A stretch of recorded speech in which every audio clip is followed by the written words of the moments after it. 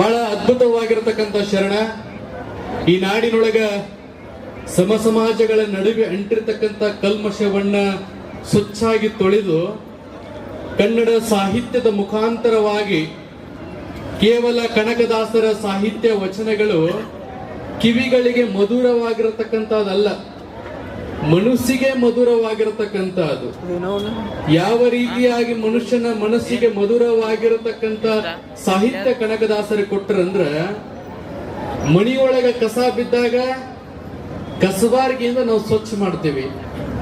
ಆ ಕನಕದಾಸರ ಕೀರ್ತನೆಗಳು ನಮ್ಮ ಕಿವಿಗೆ ಬಿದ್ದಾಗ ನಮ್ಮ ಮನಸ್ಸಿನೊಳಗಿರ್ತಕ್ಕಂಥ ಕಸವನ್ನ ಸ್ವಚ್ಛ ಮಾಡುವಂತ ಕವಿತೆ ಆ ಭಕ್ತ ಕನಕದಾಸರದಾಗಿತ್ತು ಅಂತ ನಾವು ಕರಿತೀವಿ. ಕೇವಲ ಸಾಹಿತ್ಯ ಆಗಿರತಕ್ಕಂಥವರಲ್ಲ ಕನಕದಾಸರು, ದಾಸ ಶ್ರೇಷ್ಠ ಭಕ್ತರಾಗಿರತಕ್ಕಂಥವರು. ಎಂತ ಭಕ್ತರು ಅಂತ ಕೇಳಿದಾಗ, ಶ್ರೀಕೃಷ್ಣ ಪರಮಾತ್ಮನ ಭಕ್ತಿಯನ್ನ ಮಾಡುವಂತ ಕನಕದಾಸರು ಒಂದು ದಿನ ಉಡುಪಿಯ ಶ್ರೀಕೃಷ್ಣ ಪರಮಾತ್ಮನ ಗದ್ದಿಗೆ ಹೋಗಿರ್ತಾರ, ದೇವಸ್ಥಾನಕ್ಕೆ ಹೋಗಿರ್ತಾರ. ಅಲ್ಲಿನ ಜಾತಿ ವ್ಯವಸ್ಥೆಗಳಿರ್ತಕ್ಕಂಥ ಆಗಿನ ಸಂದರ್ಭದೊಳಗ ಒಬ್ಬ ಶೂದ್ರ ಕುಲದೊಳಗ ಹುಟ್ಟಿರ್ತಕ್ಕಂಥ ಒಬ್ಬ ಯತಿ ಬಂದಾರಂತ ತಿಳ್ಕೊಂಡು ಆತನನ್ನ ಗರ್ಭಗುಡಿ ಪ್ರವೇಶ ನಿರಾಕರಿಸಿದರು. ಕನಕದಾಸರ ಅಷ್ಟಕ್ಕ ಬಿಡ್ಲಿಲ್ಲ ಅವರು. ಕನಕದಾಸರೊಳಗ ನಿಷ್ಕಲ್ಮಶವಾಗಿರ್ತಕ್ಕಂಥ ಭಕ್ತಿ ಇತ್ತು. ಕನಕದಾಸರಲ್ಲಿ ಕಾಮ ಕ್ರೋಧಗಳನ್ನರಿಯದ ಭಕ್ತಿ ಇತ್ತು. ಕನಕದಾಸರಲ್ಲಿ ನಿಶ್ಚಳವಾಗಿರತಕ್ಕಂಥ ಭಕ್ತಿ ಇತ್ತು. ಕನಕದಾಸರ ಗುಡಿಯ ಪ್ರವೇಶ ನಿರಾಕರಿಸಿದಾಗ ದೇವಸ್ಥಾನದ ಹಿಂದ್ಗಡೆ ಹೋಗಿ ಭಕ್ತ ಕನಕದಾಸರು ಭಗವಂತನನ್ನ ಭಕ್ತಿಯಿಂದ ಭಜಿಸ್ತಾರೆ. ಶ್ರೀಕೃಷ್ಣ ಭಗವಂತನ ದೇವಸ್ಥಾನದ ಹಿಂದ್ಗಡೆ ಹೋಗಿ ಭಕ್ತಿಯಿಂದ ಭಜಿಸಿದಾಗ ಕಲ್ಲಿನ ಗೋಡೆ ಒಡೆದು ಭಕ್ತ ಕನಕದಾಸನಿಗೆ ಶ್ರೀಕೃಷ್ಣ ಪರಮಾತ್ಮ ತಿರುಗಿ ನಿಂತು ದರ್ಶನ ಕೊಡ್ತಾನಂದ್ರ ಸಾಮಾನ್ಯವಾಗಿರತಕ್ಕಂಥ ಶರಣ ಕನಕದಾಸನಲ್ಲ. ಕನಕದಾಸರ ಹಂಗ ಭಕ್ತಿ ಮಾಡಿದ್ರಂತ ಹೇಳಿ ಅವ್ರನ್ನ ನಾವು ಯಾರು ಮರ್ತಿಲ್ಲ. ಆಗ್ಲೇ ಅಮೃತರಾವ್ ಹೇಳ್ದಂಗ ನಮ್ಮ ತಾಯಿ ತಂದೆ ಹೆಸರು ಕೇಳಿದಾಗ ನಾವೆಲ್ಲಾರು ಹೇಳ್ತೀವಿ, ನಮ್ಮ ಅಜ್ಜನ ಹೆಸರು ಕೇಳಿದ್ರು ನಾವೆಲ್ಲಾರು ಹೇಳ್ತೀವಿ. ಅದ ನಮ್ಮ ಅಜ್ಜನ ಹೆಸರು ಕೇಳಿದ್ರೆ ಯಾರು ಹೇಳಲಿಕ್ಕಿಲ್ಲ. ಆದ್ರೆ 500-100 ವರ್ಷಗಳ ಹಿಂದೆ ಬದುಕಿ ಹೋಗಿರತಕ್ಕಂತ ಕನಕದಾಸರು ಯಾರಂತ ಕೇಳಿದಾಗ ಎಲ್ಲರೂ ಗರ್ವದಿಂದ ಹೇಳ್ತೀವಿ, ಕನಕದಾಸರು ನಮಗ್ ಗೊತ್ತ್ರಿ, ಆತನ ಇತಿಹಾಸ ನಮಗ್ ಗೊತ್ತ್ರಿ ಅಂತ ಹೇಳ್ತೀವಿ. ಬುದ್ಧ, ಬಸವ, ಅಂಬೇಡ್ಕರ್ ಇವರೆಲ್ಲರ ಇತಿಹಾಸವನ್ನ ನಾವು ಸ್ಮರಣೆ ಮಾಡ್ತೇವೆ. ಅದ ನಮ್ಮ ಮನೆತನದಲ್ಲಿ ಹುಟ್ಟಿರ್ತಕ್ಕಂತ ನಮ್ಮ ಅಜ್ಜನ ಹೆಸರ ನಾವು ನೆನಪಿಟ್ಟಿಲ್ಲ ಇವತ್ತು. ಯಾಕೆ ನಮ್ಮ ಅಜ್ಜನ ಹೆಸರು ನಾವು ನೆನಪಿಟ್ಟಿಲ್ಲ ಅಂದ್ರ, ನಿಮ್ಮ ಅಜ್ಜ ಮಾಡಿದ್ದು ನಿಮ್ಮ ಸಂಸಾರಕ್ಕಾಗಿ, ನಿಮ್ಮ ಮನೆಗಾಗಿ, ನಿಮ್ಮ ಮಕ್ಕಳಿಗಾಗಿ ಅವನ್ನ ಬದುಕಿ ಸತ್ತು ಹೋಗ್ಯಾನ. ಆದ್ರೆ ಕನಕದಾಸರು ಹಂಗಲ್ಲ. ಸರ್ವ ಮಾನವ ಕುಲದ ಹಿತಕ್ಕಾಗಿ ಬದುಕಿರತಕ್ಕಂತ ಕನಕದಾಸರ ಅನ್ನೋ ಕಾರಣಕ್ಕಾಗಿ ಸೂರ್ಯ ಚಂದ್ರ ಇರೋ ಗಂಟ ಆ ಕನಕದಾಸರ ಹೆಸರನ್ನ ನಾವ್ ಯಾರು ಕೂಡ ಮರೆಯೋದಿಲ್ಲ. ಅಂತ ಶ್ರೇಷ್ಠವಾಗಿರತಕ್ಕಂಥವ್ರು ಕನಕದಾಸರು. ಇವತ್ತ ಮಾಳಿಂಗರಾಯರ ಬಗ್ಗೆ ಮಾತನಾಡ್ರಿ ಅಂತ ನಮ್ಮ ಜನಕೂರಳೆಯವರು ಹೇಳಿದ್ರು. ಮಾಳಿಂಗರಾಯರು ಸುಮಾರು 4,500 ವರ್ಷಗಳ ಹಿಂದೆ ಬದುಕಿ ಹೋಗಿರತಕ್ಕಂಥ ಪುಣ್ಯಾತ್ಮರು. ಮಾಳಿಂಗರಾಯ ನಮ್ಮ ಸಮಾಜಕ್ಕೆ ಅಮೂಲ್ಯವಾಗಿರತಕ್ಕಂಥ ಕೊಡುಗೆಗಳನ್ನು ಕೊಟ್ಟಿರತಕ್ಕಂಥವರು. ಇವತ್ತೆಲ್ಲರ ಹೆಗಲಿನ ಮೇಲೆ ಕಂಬಳಿ ಹಾಕಿದ್ರು. ನಮ್ಮ ರಾಜಶೇಖರ್ ಪಾಟೀಲ್ ಅವ್ರು ಹಾಕೊಂಡ್ರು, ನಮ್ಮ ಜನಕೂರಳೆ ಅವ್ರು ಹಾಕೊಂಡ್ರು, ನಮ್ಮೆಲ್ಲ ವೇದಿಕೆ ಮೇಲೆ ನಮ್ಮ ಮುಖಂಡರುಗಳೆಲ್ಲರೂ ಕೂಡ ಕಂಬಳಿ ಹಾಕೊಂಡ್ರು. ಕಂಬಳಿ ನೋಡಿದಾಗ ಎಲ್ಲರಿಗೂ ಹಾಲು ಮತದ ಸಮಾಜದ ಸಂಕೇತ, ಗೊಂಡ ಸಮಾಜದ ಸಂಕೇತ ಅಂತ ನಾವೆಲ್ಲರೂ ಕೂಡ ಕರಿತೀವಿ. ಕೇವಲ ಅದು ಸಂಕೇತ ಅಷ್ಟೇ ಅಲ್ಲ, ಅದರೊಳಗೊಂದು ಸತ್ವ ಐತಿ, ಅದರೊಳಗೊಂದು ತತ್ವ ಐತಿ. ಆ ತತ್ವ ಎಲ್ಲ ಹಾಲು ಮತ ಸಮಾಜದವರಿಗೆ ತಿಳಿಬೇಕಾಗಿ. ಆಗ್ಲೇ ಹೇಳ್ದಂಗ ಮಳಿ ಬಂದಾಗ ಹೊಚ್ಕೊಳಕ್ಕೂ ಕಂಬಳಿ ಬೇಕು, ಚಳಿ ಬಂದಾಗ ಹೊಚ್ಕೊಳಕ್ಕೂ ಕಂಬಳಿ ಬೇಕು, ಬೀಗರು ಬಂದಾಗ ಹಾಸಕ್ಕೂ ಕಂಬಳಿ ಬೇಕು. ಇಷ್ಟಕ್ಕೆ ಅಲ್ಲದು ಅದು ಜೀವಂತವಾಗಿರ್ತಕ್ಕಂಥ ಪೀಠ ಐತಿ.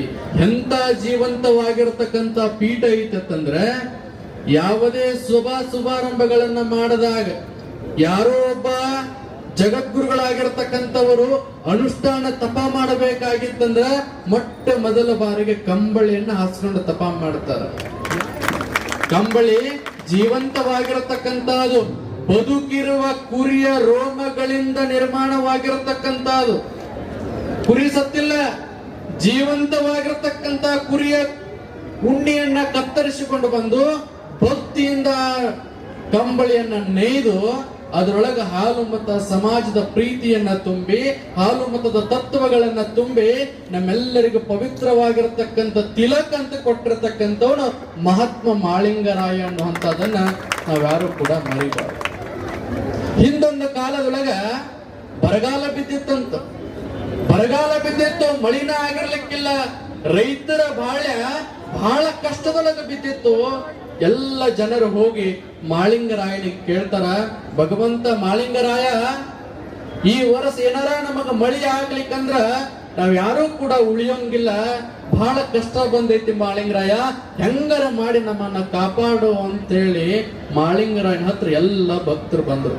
ಅವಾಗ ಮಾಳಿಂಗರಾಯ ಅಂತಾನ, ಭಗವಂತ ಬೀರಲಿಂಗೇಶ್ವರ ಪರಮಾತ್ಮ, ನನ್ನ ಭಕ್ತರು ನನ್ನ ಹತ್ರ ಬಂದಾರ, ಮಳಿ ಬೇಕಾಗೈತಿ, ಭಗವಂತ ಕರುಣೆ ತೋರು ತಂದಾಗ ಆ ಮಾಳಿಂಗರಾಯನ ಹೆಗಲ ಮ್ಯಾಲ ತೊಟ್ಟಿರ್ತಕ್ಕಂಥ ಕಂಬಳಿಯನ್ನ ಕೈ ಒಳಗ ಹಿಡಿದು ಭೂಮಿ ಮ್ಯಾಗ ನಿಂತು ಬೀಸಿದಾಗ ಮಳಿ ಬಂದಿರತಕ್ಕಂತ ಉದಾಹರಣೆ ಇತಿಹಾಸವನ್ನ ನಾವು ಇದ ಕಂಬಳಿಯಿಂದ ನಾವು ಕೇಳುತ್ತಿದ್ದೇವೆ.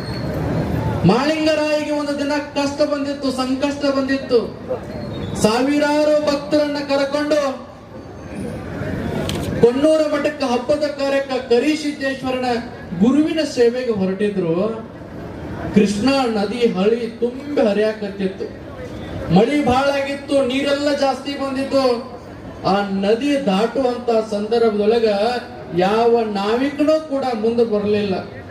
ಒಬ್ಬ ನಾವಿಕ ಇದ್ದ, ಅವನಿಗೆ ಕೇಳ್ತಾನ, ಸಾವಿರಾರು ಭಕ್ತರಿದಾರ, ಭಗವಂತನ ಕಾರ್ಯಕ್ಕೆ ಹೊಂಟಿದ್ದೇವೆ, ನಮ್ಮನ್ನ ಹೊಳಿ ದಾಟಿಸಿಕೊಡು ಅಂತ ಕೇಳಿದಾಗ ಆತ ಹೇಳ್ದ, ನಾನು ಹೊಳಿ ದಾಟಿಸಿ ಕೊಡಾಕ ನಿಂತೀನಿ, ಹಂಗಂತೇಳಿ ನಾನು ಪುಕಾಟ ದಾಡ್ಸಂಗಿಲ್ಲ, ನನಗ ರೊಕ್ಕ ಕೊಡ್ಬೇಕಂತ ಹೇಳ್ದ.